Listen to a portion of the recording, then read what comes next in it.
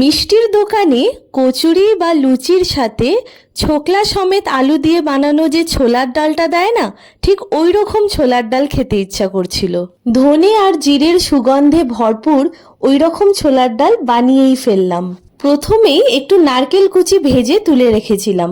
এরপর তেজপাতা, 5 ফোড়ন, শুকনো লঙ্কা ফোড়ন দিয়ে আলু কুচোগুলো লাল লাল করে ভেজে নিয়েছিলাম।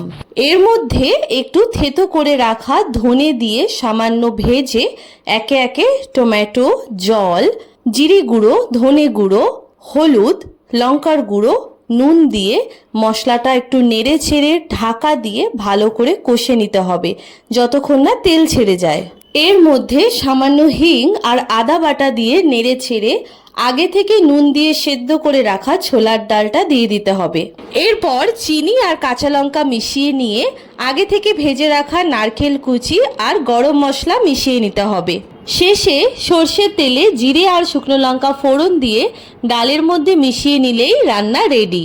এই ছোলার ডালের রেসিপিটা একটু আলাদা, আর আমার মতো কার কার এই মিষ্টির দোকানের ছোলার ডাল খেতে ভালো লাগে অবশ্যই জানাবেন।